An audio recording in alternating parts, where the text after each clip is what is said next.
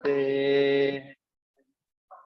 इस जमाने में ऐसे सतगुरु ही विरले होते हैं जो दुख हरते।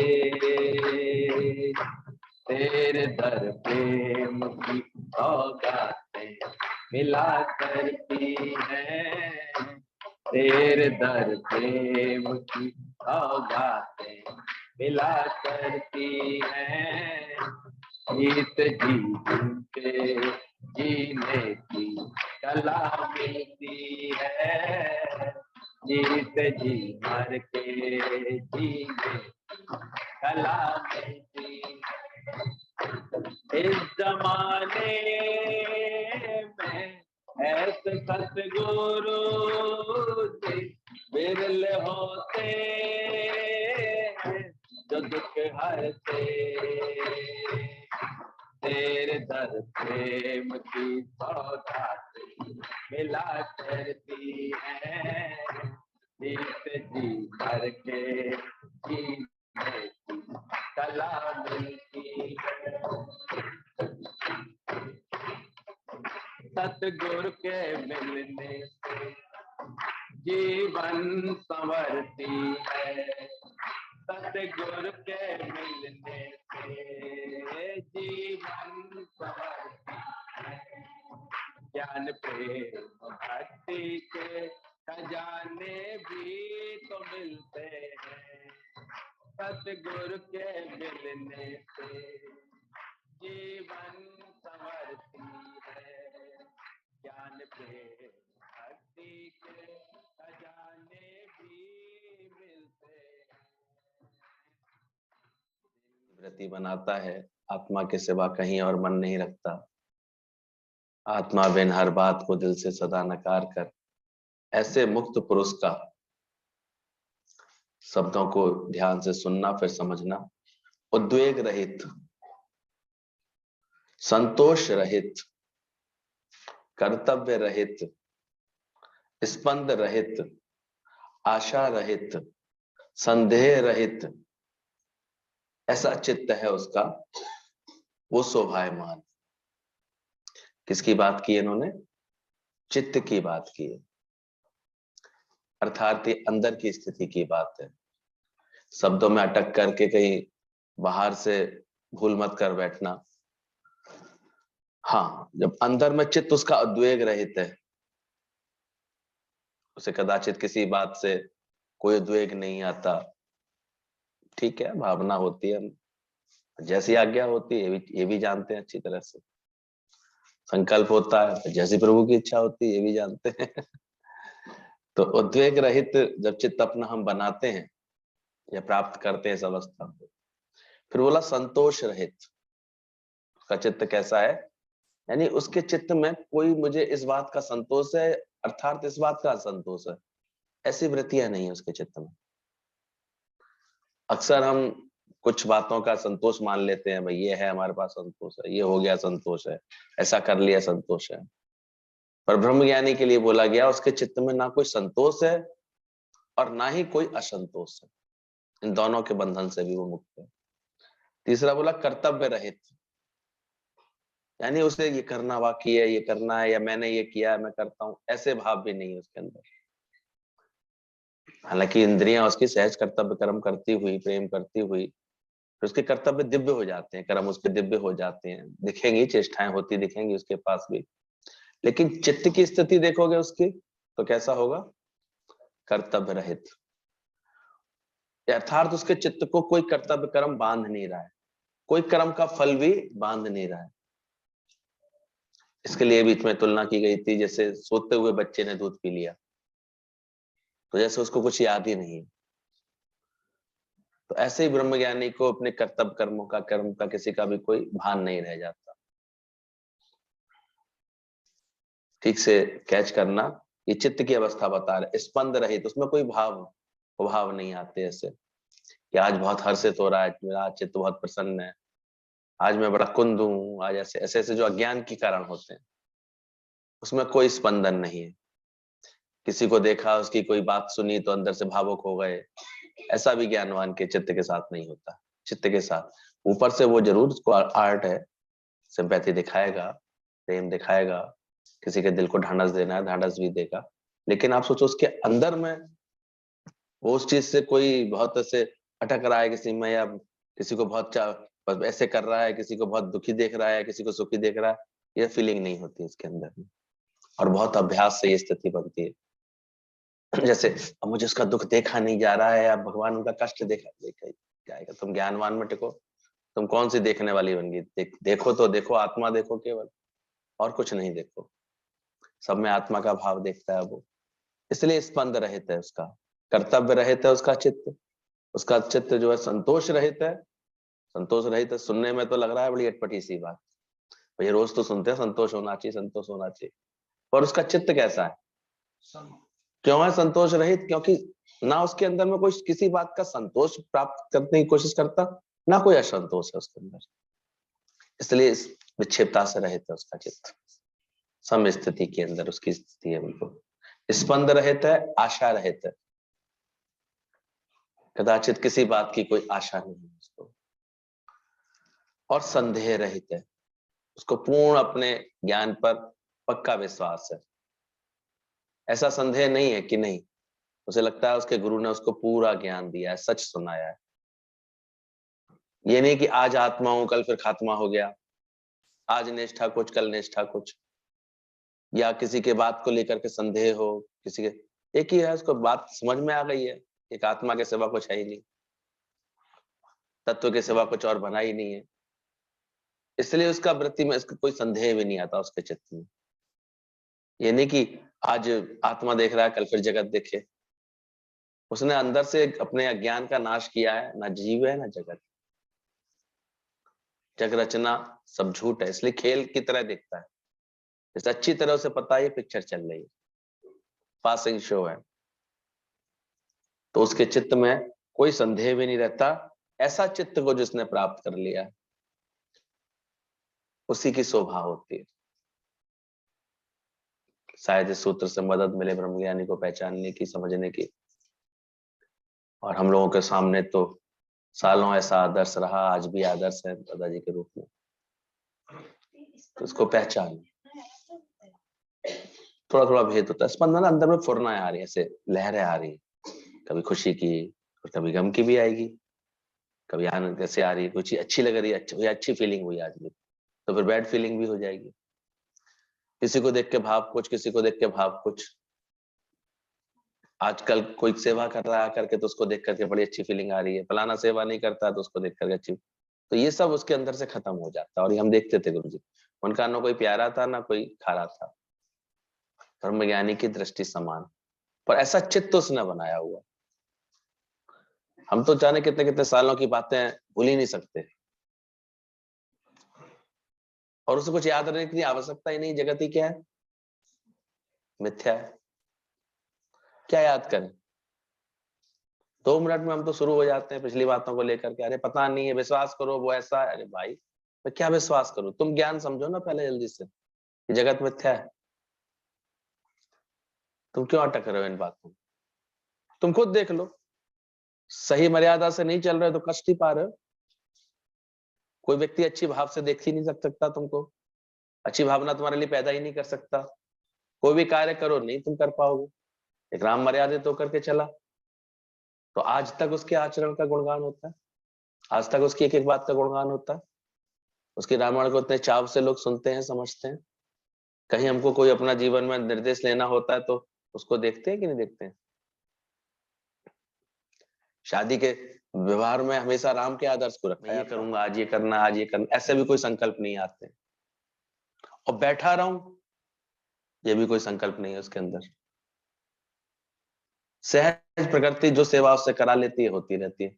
हाँ, उसका जीवन विवेक पूर्वक, ध्यान रखना उसके सारे कार्य कैसे होंगे, अलिप्त होंगे, वो लिपायमान नहीं होगा, अछूता रहेगा, वो उससे निर्लिप्त न्यारा रहेगा। और इसलिए उसके सारे कार्य निश्चिंत होंगे, निश्चित होंगे, मतलब ऐसे नहीं कि कोई बात सोची थी वो हुआ ही नहीं, उसका निश्चित हो जाएगा, कार्य पूरा होगा उसका ज्ञानी का कार्य, क्योंकि उसका निश्चय पक्का होता है। बिना इच्छा से हो रहा होता है। अब वो ईश्वर की इच्छा से हो रहा होता है तो कर ही परमात्मा रहा होता है, शक्ति से ही हो रहा होता है। उसकी नहर में तो ना तो जीव है ना जगत है, तो वो कार्य होता है, फिर उसका निश्चित होता है, उसका कार्य निश्चित होता है, विवेक पूर्ण होता है, विवेक की वृद्धि के लिए होता है, विवेक पूर्ण होता है। इसलिए एकमात्र कार्य उसके जीवन से ही रह जाता, आप जपें और अनाम जपा रहे। इसलिए बोला गया तुम हॉस्पिटल गए, तुमने क्या किया? तुम किसी मरीज के पास गए, तुमने क्या किया? क्या उसको आत्मा में जगाया? क्या तुम्हारे मिलने से उसको एहसास हुआ कि वो देह नहीं है, वो बीमार? जब देह है, देह बनेगा तो बीमार बनेगा। अगर तुम किसी बीमार से मिल करके आए हो तो मतलब देह भाव से गए होगे, देह भाव से देह देख करके लौट आए हो। ज्ञानी किससे मिल के आएगा? आत्म भाव में रहेगा तो आत्म शांति। इसलिए इसके अंदर बेचारा ऐसे भाव ही नहीं आते, वो आत्मा की बात करके आएगा, आत्मा में ही टिका करके आएगा। इसलिए हमारे प्रेमी कहीं आएंगे तो केवल भजन ही सुनाते हैं और कुछ नहीं करते। तो ज्ञान की बात अगर सुनने की कोई चेष्टा करता है तो वो सुनाते हैं उसको, बाकी नहीं, बाकी कोई प्रयोजन नहीं है, बाकी कोई ताका झाकी नहीं करते वो किसी के जीवन में व्यर्थ की कोई बातें जानने की कोशिश नहीं करते कोई भी। तो चेष्टा करूं, बैठा रहूं, उठता ना, ये संकल्प है। जो आए हैं वो लय करे, जो आया है वो अपने आप जाएगा ही जाएगा, लय करेगा करेगा, जो दिखे सकल विनाशी। इस बोध को प्राप्त हो गया, ऐसा विवेक जागृत है। सब नश्वर है, इसलिए किसमें अटकूं, किसमें संतोष करूं, किसमें असंतोष करूं? जो आए हैं सो लय करें, नहीं चिंता, नहीं चित्त में कोई विक्षेप है, फिर उसको विक्षेप रहित है उसका चित्त। तो करो इसका अभ्यास, पहले तो समझो, मनन करो, बारंबार इस वचनों का मनन करो, अभ्यास करो, फिर अंदर वाले को ऐसा बनाओ, क्योंकि ये तुमको ही बनाना है। ये कोई देखा देखी सुना सुनी बातें नहीं। ऐसा चित्त बना लोगे, यही ज्ञानी की शोभा होती। बोला ना इसमें, ऐसा चित्त ही शोभायमान है, यही लक्षण है अर्थात ब्रह्मज्ञानी के, और कोई लक्षण नहीं। ब्रह्मज्ञानी के चित्त की अवस्था ऐसी होती है। अब चाहे वो कबीर की तरह जुलाहा था, चाहे सतना की तरह कसाई का काम था, लेकिन चित्त कैसा था? अंतःकरण को उसने साफ किया हुआ है। उसका अंतःकरण में जो मन है वो स्थिर है, शांत है, बुद्धि उसकी निष्ठा युक्त है, चित्त में ये सब चीजें नहीं है, इस तरह की चीजें खत्म हो गई हैं, ना संदेह है, ना कोई उद्वेग है, ना कोई संतोष, ना कर्तव्य की बात, ना कोई लहर है, ना कोई बात, एकदम शांत है चित्त। और अभिमान उसका मिट गया है, एक ओंकार रह गया है अहंकार की जगह, एक उसी का बोध रह गया उसको। इसलिए वो हमेशा बहुत आनंद में स्थिर है उसका चित्त एकदम। कोई उसे चाहना नहीं, आशा रहित है। हम तो व्यर्थ में कुछ भी सेवा करेंगे, किसी के साथ कोई भी संपर्क स्थापित करेंगे, किसी से मिलेंगे, कोई ना कोई आस जगा लेंगे। किसी ने कही क्यों आस रखी तुमने कि वो आएगी बहू आज की सेवा ही करेगी, आएगी तो ये बात संभालेगी, कि नहीं संभालती, उसको मर्जी है नहीं संभालना उसको। अब तुम तो आ गए आश में, अब आशा तो मैंने निराशा बना रही है बैठ करके। ये जो दुख पाल रहे हैं दुनिया में लोग क्यों पाल रहे हैं?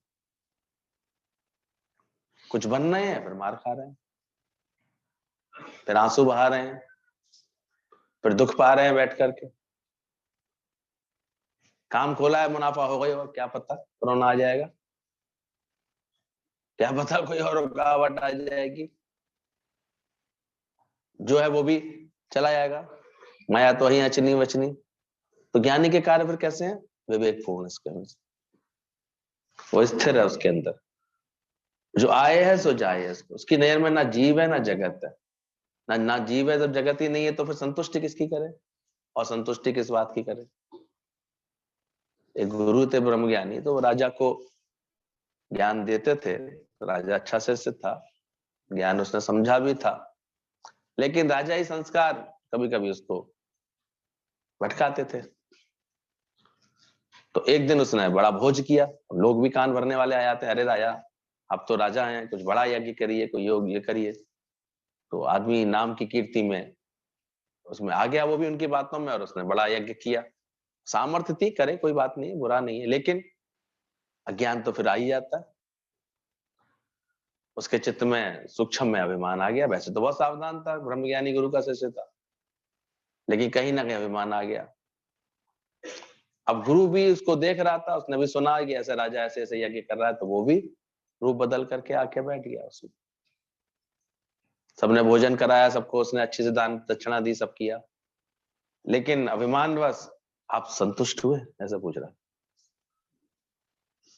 सब बड़े अभी संतुष्ट हैं, सब संतुष्ट है। पूछा जाता है वैसे यज्ञ में ये होता है, यजमान को ये पूछना पड़ता है कि मैंने जिन जिनको भी बुलाया ब्राह्मण देवों को, वो संतुष्ट होकर जा रहे हैं कि नहीं मेरे, तो वो पूछ रहा था सर। बाकी सब तो अपनी अपनी भावना से बोल रहे थे, लेकिन जब गुरु का नंबर आया तो कहता मैं असंतुष्ट कब था। अब राजा का दिमाग चला, भूल गया था। बोले ये वाणी तो मेरे गुरु की, ये सब तो मेरे गुरु की। गौर से देखा तो पहचान, अरे गुरुदेव आप, एकदम से झुका चरणों में। बोले राजन फिर भटक रहा है, मैंने कितना तेरे को अभ्यास कराया है, ना कोई संतोष है ना कोई असंतोष है, तो कौन सी संतुष्टि की चाहना करके बैठ गया। मतलब एक सावधानी के लिए उसको फिर से सावधान कर दिया राजा ने। फिर से उसको, हम किसी भी बातों में क्यों असंतोष रखें, क्यों फिर उसका दुख रखें, क्यों उस बात में ऐसे, तुरंत बात खत्म है ज्ञानी की, सेकंड्स नहीं लगते, कहते ना हवा में हवा खींची नहीं थी, कोई बात खत्म बात। इसलिए उसे कोई दिक्कत ही नहीं होती है, सोचा था नहीं हो रहा, खत्म बात, इसमें कौन सी बात है। कल जा रहे थे, नहीं जा रहे हैं, हो सकता है कल फिर चले जाए, क्या पता, एक पल का पता है, खबर नहीं पल की, जैसे भगवान करा दे, जैसे कर दे। तो ऐसा अभ्यास बढ़ाओ, और ये सब पुस्तकें, गुरु जी की वाणियां, सब इसी के लिए हमें मदद कर रही है कि जल्दी से अपने जो बनना है, जैसी बन के आ जाए, जो इशारा बन के आ जाए। खेल है, हुक्म में अंदर हर कोई, बाहर हुक्म ना कोई, नानक हुक्म जे बुझे तो हूं मैं कहीं ना कोई। सब हुक्म का खेल होता है, परमात्मा की कृपा हो तो उसमें कौन अच्छा कौन बुरा, ये भी भेद से ऊपर उठ जाता है वो, खत्म। कोई संदेह ही नहीं किसी बात का, एक आत्मा के सिवा कोई है क्या, कुछ बना क्या है। इसलिए गुण अवगुण का भी विवेचना बंद हो जाती है उसके अंदर, खत्म, तृप्त रहता है। तो अंदर से, उसके अंदर से, ब्रह्मज्ञानी के अंदर से बिल्कुल सब बातें लय होती चली आती। एक प्रसंग गुरु जी सुनाते थे कि ब्रह्मज्ञानी कैसा हो, कैसा दिखता है, पूछा आकर, शिष्य ने पूछा कि आप इतनी में हम बातें सुना रहे हैं, ब्रह्मज्ञान के बारे में सिखा रहे हैं, तो आखिर ब्रह्मज्ञानी कैसा होगा। वो शांत रहा, बोले क्या वो सूर्य की तरह नहीं है। सच में बोला भी गया, ब्रह्मज्ञानी का तेज तो सूर्य से भी अधिक तेज है, शास्त्रों में भी लिखा गया ये बात। तो गुरु ने कहा नहीं, सूर्य भी नहीं हो सकता। बोले क्यों। बोले सूर्य भी देखो, हालांकि करता उजाला है, लेकिन अंधे व्यक्ति को राह नहीं दिखा सकता, लेकिन ब्रह्मज्ञानी के पास अंधा आ जाए, उसे भी क्या करता है, आत्मा की राह दिखा सकता है, ज्ञान बता सकता है। और समझते हैं हमारे यहाँ कितने ही नेत्रहीन उन्होंने जो अच्छे से अभ्यास किया, जान पाए। तो ब्रह्मज्ञानी के लिए बोला गया, वो ऐसे नेत्रहीन को भी राह दिखा सकता है, इसलिए सूर्य से भी उसकी तुलना नहीं की जा सकती। सूर्य तो कभी तपता भी है, तो ऐसा भी नहीं बोला। बोले फिर कैसा होगा ब्रह्मज्ञानी। बोले सूर्य जैसा नहीं तो पत्थर जैसा। भाई कहते हैं स्थिर है, पत्थर जैसा है, तो पत्थर पर भी तो कोई बात का असर नहीं होता। तुलना तो अच्छी है, पत्थर जैसा बोला जाता है, कहीं भी बोला गया, चित्त कैसा उसका, पत्थर जैसा, मन कैसा है ब्रह्मज्ञानी का, पत्थर जैसा। फिर भी पत्थर नहीं होता, पत्थर से तो कोई टकराएगा तो लोलुहान हो जाएगा, चोट लगेगी, पत्थर आके लगेगा तो। ब्रह्मज्ञानी के पास ये भी नहीं। धीरे धीरे उसका व्यवहार ऐसा हो जाता है, जब अपनी निष्ठा में पूरा होता है, उसके किसी व्यवहार से किसी को भी कोई चोट नहीं लगती, उसकी किसी बात से किसी को चोट, इतना उसका सब गुम हो जाता है अंदर से। बोले पत्थर भी नहीं है वो, पत्थर से तो कोई टकरा करके लहूलुहान हो सकता है। बोले फिर कैसे होगा? मिट्टी। आखिर मिट्टी से तुलना करने की कोशिश की ब्रह्मज्ञानी की, मिट्टी ऐसा होता है? गुरु मुस्कुराए, बोले नहीं, अच्छी बात है मिट्टी ऐसा, रोज बात चलती है भाई ज्ञान क्या है, मिट्टी हो जाना, गुरु के संग मिट्टी जैसा हो जाना। लेकिन मिट्टी में भी एक बात है, उड़ के आंख में पड़ गई तो किरकिरा देती है। ज्ञानी तो उससे भी अधिक जो है, कभी किसी को नहीं किरकिराता, कभी किसी को नहीं ऐसे करता। तो फिर आखिर ज्ञानी कैसा है? तुलना की गई पानी से, पानी है, पानी तो चलो इतना है हर जगह मुड़ जाता है, जैसे बर्तन में रखो वैसा हो जाता है। तो ब्रह्मज्ञानी की तुलना ऐसे करेंगे, पानी से करें? बोला नहीं, पानी जैसा हो सकता है पर पानी नहीं। बीच में देखा था वो अष्टावक्र का प्ले था, उसमें इस तरह की बात चल रही थी, पानी जैसा हो सकता है पर पानी नहीं है। मतलब पानी भी तत्ता सीरा हो, वो भी गर्म होता है, कभी ठंडा होता है। तेज धूप में रख दो गर्म हो जाएगा, फिर सर्दियों में आजकल ठंड में ठंडा हो गया ऐसे। मेरा भाई तो कितने गरीबी में रहा है, और आज मैं उसकी बहन कितने बड़े राजमहल में आ गई हूँ, कितने अच्छे घर में आ गई हूँ, तो बड़ी खुश थी वो।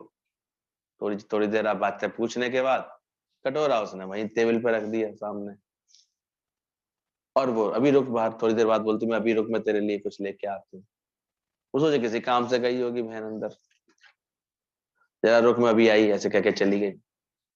अब वो आया था इतनी दूर से सफर करके, उसने वो माड़ जो है कटोरा पूरा पी लिया। सोचा शायद मेरी बहन यही लाई होगी मेरे लिए, तो पता तो था ही, देख तो लिया मेरे लिए माड़, क्योंकि उन्होंने अपनी गरीबी में यही पिया था, खाने में चावल खाए, नाश्ते में माड़ पिया, ऐसे ही करके काम चला लेते थे वो अपने। तो सोचा मेरी बहन ने यही निकाल के रखा है मेरे लिए, तो पी गया वो। अब वो पी गया तो बहन थोड़ी देर बाद आई, तो कुछ छप्पन भोग लगा के ऐसे बढ़िया से नाश्ता वास्ता लेके आई। कहता है मैं तो खा ही नहीं सकता। बोले अरे कैसे, तू भूख नहीं लगेगी क्या तेरे को, इतनी दूर से चल के आ रहा, भूख? भूख काहे की? मैंने खिला तो दिया तूने। मैंने क्या खिला दिया, अब तो लेके आई हूँ तेरे लिए। अरे वो तू तो पहले मार रख गई थी, इतना वो रख गई थी कटोरा भर के, वो मैंने पी लिया। बहन ने माथा पकड़ा, ए भगवान बेवकूफ, तुझे इतनी अकल नहीं थी, मैं ऐसे घर में तुझे मार पिलाऊंगी? मैं तो तेरे लिए कितने कितने पकवान बना रही थी, इंतजार कर रही थी तेरा, तेरे लिए सब लेकर के आई हूँ। मेरा तो पेट भर गया, मैंने पूरा पी लिया, वो माड़ माड़ पी लिया, पूरा पेट भर गया। बहन उसे पकड़ के ले गई वॉश बेसिन पर, जबरदस्ती से सारी उल्टी कराई, उल्टी कर सब निकाल, सारा माड़ निकलवाया। अब आराम से बैठ करके सारे बोझ कर पहली बार आया। तो यही हो जाता है, गुरु तो हमें इतनी अच्छी दावत बना के देना चाहता है, ऐसे ऐसे वचन सुनाना चाहता है, ऐसी ऐसी बातें बताई हैं उन्होंने हमको, लेकिन जो माड़ पिए हैं उसका क्या, खा ही नहीं पा रहे। कहाँ ज्ञान, ज्ञान लेकर के कुछ आचरण पर चलना चाह रहे हैं? कोई नहीं चलना चाह रहा। भीड़ लगवा लो, बस एक तारीख को भीड़ लगा के आ गए, बाकी रोज अपना अभ्यास करें। थोड़े से लोग ऑनलाइन बैठ गए होंगे, थोड़े से यहाँ आ गए, कि अभ्यास कर लें अपना, सत्य को समझ लें, अष्टावक्र गीता चल रही है उसको अच्छी तरह पढ़ लें, उसका मर्म समझ लें ठीक से, फिर ऐसे करते रहते हैं। ऊपर से कोरोना का और प्रभाव, बुड्ढे तो वैसे ही डर गए सो रहे, बीमार वैसे बैठ गए डर के मारे। ये जो शरीर मान रहे हैं अपने आप को, वो तो फिर कहाँ निकल पाएंगे, सोचो कहाँ निकलेंगे अब, कैसे आएंगे? जवानों को उनको माया पकड़े रहती है, मार इतना पी लिया बेचारा, कैसे खाना, ये काम है, ये देखना है, आज ये काम आ गया, आज बैंक जाना था, आज ऐसे करना था, वैसे करना था। कुल मिलाकर के अगर छूटता है किसी का तो क्या छूटता है, दुनिया तो नहीं छूटी किसी से, जगत के कार्य व्यवहार तो कोई नहीं छोड़ने को तैयार हो, छूटता क्या है? और खुश है इस बात में, ऐसी बात नहीं। राजी भी। नेक आज तबीयत ठीक नहीं आ रहे सत्संग, आज नेक बात ये हो गई अब नहीं आ रहे सत्संग, आज फलाना आने वाला है घर में नहीं जाते सत्संग, आज ये बात है आज नहीं जाते सत्संग।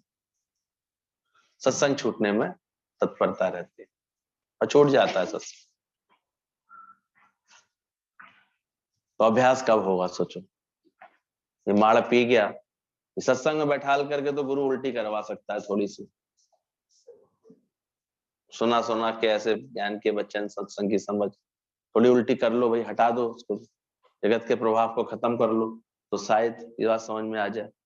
नहीं तो ये बात समझ में आती नहीं है कि ब्रह्म ज्ञानी कैसा होता है, हरि जैसा होता है परमात्मा, और कुछ नहीं होता, कोई अंतर ही नहीं होता उसमें। पर कोई बिरला होता है ऐसा, कोई बिरला जतन जतावे, सोई पंडित वही सच्चा पंडित है, ये और पंडित नहीं, नाम के आगे शर्मा लगा के कोई पंडित जी बन जाए, उनको पंडित नहीं बोला गया। सोई पंडित केवल जो अपनी आत्मा में टिका होता है, जो सबको आत्मा में टिकाता है, जो आत्मा की निष्ठा से नीचे बातें नहीं करता, उसी को पंडिताई बोली शास्त्रों।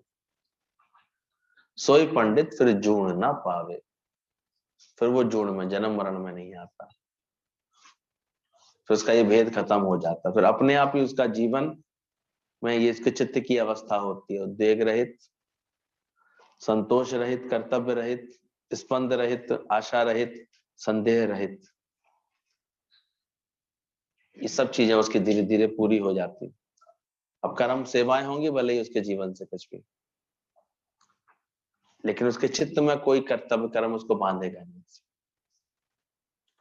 चित्त चलायमान नहीं होगा, विकार करने की, मन के अंदर कोई मलिनता नहीं होगी, उसका मन उसका स्थिर होगा, शांत होगा, बिल्कुल स्थिरता रहेगी उसके अंदर। तो ध्यान रखना, जब गुरु मिलता है हमको, ये भी बाहर से तो कुछ कैसा भी अंतर दिखाई देता, ब्रह्म ज्ञानी बाहर से किसी भी प्रकार का दिखाई दे, हो सकता है राम का बताया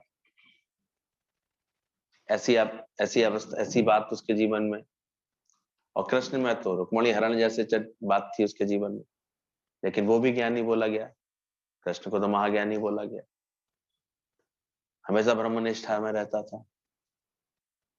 कितनी बार प्रकृति ने प्रमाण भी दिया उसका, सारे अर्जुन को कैसे युद्ध के क्षेत्र में ऐसी निष्ठा पक्की कराई उसने। लेकिन इसलिए बाहर के जीवन में कुछ दिखाई दे सकता, उसके बाद भी वो सुखदेव मुनि है संन्यास में, जनक राजाई में दिखाई दिए, राजकाज सारे करते हुए, लेकिन चित्त कैसा रहता था उनका, निर्लेप, विवेकपूर्ण, निश्चिंत वातावरण, सब स्वभाव के अनुकूल कार्य करता है वो, उसका स्वभाव जैसा स्वभाव होता है वैसे, जैसी आवश्यकता हो तो उसकी विवेक उस वक्त जो बात कह रहा होता है, ज्ञान उसका वैसा वो आचरण करता है।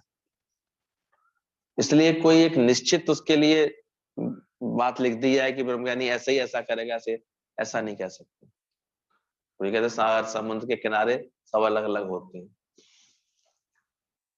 पर कहलाए क्या जाते हैं वो सब, समुद्र के किनारे कहलाए जाते। तो किसी की प्रकृति कैसी, किसी की प्रकृति कैसी भी हो सकती है, फिर भी वो निष्ठा से और चित्त की इस अवस्था से वो ज्ञानवान कहे जाते हैं। अब ये चित्त की जो अवस्था है, ये उनको हर वक्त शांत रखती है, समता में रखती है, अंदर एक न दो, उसके अंदर विचलित नहीं होता उसके अंदर।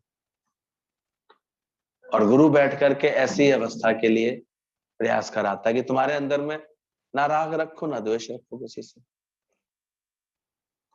सरल बनो, ऐसे बनो अंदर से। मैं ऐसा नहीं रह पाऊंगी, मैं ऐसे कैसे, ऐसा भी मत सोचो किसी के साथ। गीतावान के हाथ में आया, श्याम भगवान का हाथ, क्या निष्ठा आई उनके अंदर, क्या संकल्प आया, सुना है ना, क्या विचार आया था उनके अंदर, एक भगत के उद्धार के लिए हाथ आया है, उसके उद्धार के लिए आया। दूसरा एग्जाम्पल आज तक बन नहीं पाया कि कार्य किसके जीवन से होता है। दुनिया में तो सब नाराज कर देते हैं, एक दूसरे को दुखी कर देते हैं, एक गुरु का ही तो चरित्र ऐसा था, गुरु की तो अंदर में बात ऐसी थी। हम सब कितने कितने नाना तरह के भिन्न भिन्न स्वभाव संस्कारों के लोग आए उनके निकट, और सहज सब शांत हो गए, सबको अपनी मंजिल मिल गई, सबका मन मोड़ दिया मेरा भोला सा मन। तभी तो भगवान बोला जाता है धरती का उनको, ऐसे थोड़ी बोला जाता। उनके निकट आने से कैसे सबको राह मिल गई, अपने आप ही कुछ का वो कहते भी नहीं थे कुछ, हम अपने आप ही अपने को बदलने में सुधारने को तैयार हो जाते थे। उन्होंने कभी टोका भी नहीं, बोला वो तो अपने बस सत्संग, वो तो अपना कार्य करते थे। तो ब्रह्मज्ञानी को तो और कोई बात होती नहीं, ब्रह्मज्ञानी रहता ज्ञान में, आता ना देह अभिमान में, वो देह अभिमान में आए नहीं, बस वो तो बस ज्ञान में ही रहे, हमेशा सत्संग में ही रहे। सत्संगी किया उन्होंने, सत्संगी कराया सबसे। तो आप जपे और नाम जपावे, सुनत कहत रहत गति पावे। तो हमेशा विचार करना है इस बात का कि ब्रह्मज्ञानी कैसे जो है उसके कैसे बाहर का कैसा भी हो सकता है, वो कभी जनक के जैसा भी दिखाई दे सकता है, सुखदेव जैसा भी दिखाई दे सकता है, राम जैसा भी, कृष्ण जैसा भी, कभी बड़े शांत गंभीर भी दिखाई दे सकता है, तो कभी कृष्ण जैसी रास लीलाएं भी रचाता दिखाई दे सकता है, रास में भी दिखाई दे सकता है, लोग नहीं पहचान पाते। अभी तो बड़ी शांति से सत्संग हो रहा था, अभी एकदम से जो है प्रेम देना है तो प्रेम भी दे रहा होता है, वो किसी को उमंग भी दे रहा होता है। इतना तो बेवकूफ है नहीं, उसका विवेकपूर्ण कार्य होता है। अब किसी की शादी है तो मैं मुंह लटका के थोड़ी बैठेगा, तो खुशी करेगा इससे। कोई खुशी के भाव से आया है तो उसको खुशी देगा, कोई समझने के भाव आएगा तो उसको निष्ठा देगा, समझाएगा उसको, ऐसे प्रेम देगा, प्रेम दे करके फिर अपना बना लेगा, फिर ज्ञान में लगा देगा उसको। यही करते रहते थे, नित्य नित्य नए नए प्रेमी जुड़ते आते थे उनके पास, नित्य नित्य अपना उद्धार करते आते थे। फिर कहते थे जाओ तुम्हारा उद्धार हुआ है तो तुम जा करके दूसरों का उद्धार करो, नहीं हुआ है तो बैठे रहो, फिर अपना उद्धार करो। समझ गए हो, अब जाओ जाके कार्य करके दिखाओ फिर गुरु को।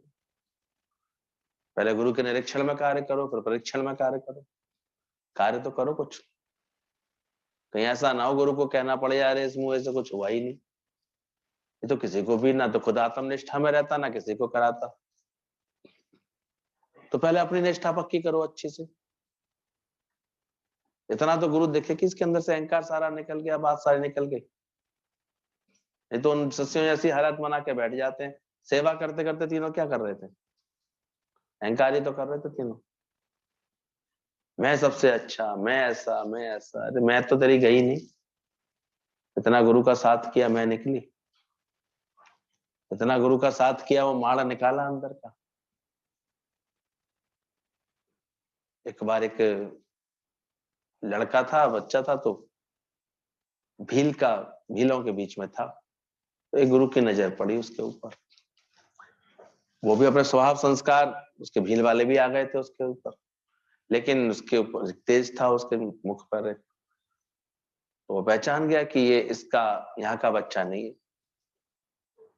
वो संत के पास आके बैठा करता था लड़का आकर के। संत ने कहा तो भाई इनके संग का तो लग नहीं रहा, तेरे कुछ हाव भाव अलग लग रहे हैं, आचार विचार अलग लग रहे हैं। कहता नहीं नहीं, मैं ऐसे इन्हीं लोगों का हूँ, इन्हीं लोगों ने पाला है मुझे, इन लोगों के संग ही रहता हूँ। एक दिन उसने माँ बाप को बुलाया, पूछा कि भाई ये नहीं है, इसके अंदर तो अलग कुछ लक्षण दिखाई देते हैं। तो फिर उसको, क्योंकि उसको सत्संग में, भजन में, सब में अच्छी अच्छी बातें, अच्छे संस्कार सीखने में रुचि लगती थी, अच्छा लगता था। तो माँ बाप को बुलाया तो उन्होंने फिर कबूला गुरु के आगे कि हाँ ऐसे ऐसे हमको ये मिला था, जंगल में पड़ा हुआ मिला था, कपड़ा हमने संभाल के रखा है। कपड़ा दिखाया तो उस पर राजसी चिन्ह था। बोले देखो मैं सही कह रहा था, ये राजा का लड़का है। आगे ढूंढा गया कौन से राज्य का है, तो पता लगा कि बच्चा अचानक जन्म होने के बाद ऐसे जब हो गया था, गायब हो गया था, तो फिर पिता चले गए थे, वो भी वनवास चले गए थे, और वजीर ने षड्यंत्र किया था, उसने हड़प लिया था सारा राज्य, वो राजा बना बैठा था। तो उसने जब उसको पहचान दे दी तो गुरु की और वजीर से फिर लड़ाई हुई, झगड़ा हुआ। अब इसको हक मिलना था, असली वारिस यही था उस राज्य। आखिर गुरु ने लड़कर के उस वजीर को हराया और उसको, राजकुमार को वहां का राजा बनाया। तो सोई हम सब के संग रहता है। देहाध्यासियों के संग आ जाते हैं तो वैसे ही लक्षण आ जाते हैं, वैसे ही बात आ जाती है, भूल जाते हैं कि हम कौन थे। लेकिन गुरु है, पहले ही दिन ही ये बात कहता, तू तो नहीं है, तू तो है ब्रह्म स्वरूप, तू तो है आनंद स्वरूप, तू है ही नहीं वैसा। जब गहराई तक हमारे अंदर गुरु का प्रेम जाता है, सही बात समझ में आती है, तब समझ में आता है कि मैं कौन, कहां से आया हूं, क्या संस्कृत में जी लाया। फिर ये बात समझ में आती है, मैं तो परमात्मा का हूं। तो फिर मुझको ये ब्रह्म स्वरूप में आने कौन नहीं देता है? तब पता लगता है ये मन वजीर है जो ऐसी हरकतें करता है। इसने कब्जा कर रखा है मन ने मेरे ऊपर। अब गुरु की लड़ाई किससे होती है फिर? गुरु किससे लड़ेगा? गुरु से जीत पाएगा मन? तो मन की चले या गुरु की चले? तुम तो मन की चला के चले जाते। सोचो, आया तुम्हारे अंदर संकल्प की आज तो मन की हार हुई है और गुरु की जीत। जब ऐसा हो जाए तुम्हारे अंदर, गुरु की क्या हो जाए? जीत हो जाए, और मन की क्या हो जाए? तब गाओ खुशी के गीत। जो अच्छा साधक होता है वो तो इस बात पर खुश होता है, देखो मन की हार हुई, आज गुरु ने मेरी मनमानी चलने नहीं दी, गुरु ने मेरी मन जैसी होने नहीं दी, तो उसे खुशी आती है। अब अज्ञानी होगा तो वो दुखी होगा इस बात पर, देखो मैंने सोचा था ये नहीं हुआ, तो मन जैसे कैसे होने थे। तो मन वजीर को तो हारना ही पड़ेगा, राज्य करके बैठ गया है, राज्य है आत्मा का, राज्य किसने कर लिया? तो मन को हराना पड़ता है। मन जब मिटता है, ऐसा हटता है, तो फिर धीरे धीरे करके ये बात आ जाती है अंदर में। खोया हुआ राज्य, जैसे अपना शांति आनंद जो था, आत्म साम्राज्य था, वो मिलने लगता है। मन को हारना पड़ता है, वजीर हार जाता है, तो उसका खोया हुआ राज्य उसको मिल गया। हमको भी अपना राज्य मिल जाता, वो अपने घर में जरूर आ जाए, और खुद ही के बदले खुदा को पा जाए। तो अभ्यास करना इसको अच्छे से, सूत्र का, मुक्त पुरुष का उद्वेग रहित है, संतोष रहित है, कर्तव्य रहित है, ऐसा चित्त है उसका, संदेह रहित चित्त ही शोभायमान है। उसका अंतःकरण ऐसा बनता जाता है धीरे धीरे। इसलिए ब्रह्मज्ञानी को भी एवं ऊंचा होवे सोई, तिस ऊंचे को जाने सोई। अरे कोई पहचान भी नहीं सकता। संसारी लोग उसके लिए क्या टीका टिप्पणी कर रहे हैं, उससे कोई परवाह भी नहीं होती। वो पहचान ही नहीं रहे मुझे, वो मुझे पहचानते ही नहीं, इसलिए कुछ भी कह सकते हैं। राम कृष्ण परमहंस ने यही तो बोला, ये मुझे पहचानते ही क्या। जो मुझे आत्मा करके जानते हैं वो जान पाएंगे कि कौन हूं मैं। जैसे कैसे जान पाएंगे? सोचेंगे फलाने का पुत्र है, ये तो फोटो रख दी कल आपके पापा की, फलाना है, ऐसे बोलते रहेंगे हमेशा, रिश्ते नातों में तोलते रहेंगे हमेशा, पर वो तो अजन्मा है। तुम गुरु के जानोगे जब पहले कि इसके कर्म दिव्य है, इसका जन्म दिव्य है, इसका कर्म दिव्य है, तो फिर एक दिन अपने भी जानोगे। जाना तो तुम ही हो जाए। कैसे जाने बताओ? देह में रहकर आत्मा जानी नहीं जा सकती, और आत्मा में आ गए अगर, तो देह वहां बचने वाला नहीं है। तो क्या तुम्हारा निश्चय है? किधर आना चाहते हो? देह में बने रहना चाहते हो तो वैसे ठीक है, फिर तो माड़ पी लिया है, इतना काम चलाओ अपना आराम से। तो बहुत दिनों तो वो मान ही नहीं रहता, भील वाले संस्कारों में पड़े रहना चाहता था। तो गुरु ऐसा मिला है हमको जो जगह जगह के बार बार इन संस्कारों में लेके आता है। तो क्या इरादा है? इसलिए यहाँ का पुरुषार्थ कुछ पाने का नहीं है, मिटाने का है। ध्यान करना, यहाँ जो बात सिखाई जाएगी कुछ बनने के लिए नहीं है। किसके लिए? मिटा दे अपनी हस्ती को, तभी मस्ती में आएगा। खुद ही जब छूट जाएगी तो खुदा तेरी बस्ती में आएगा। वाहे गुरु वाहे गुरु।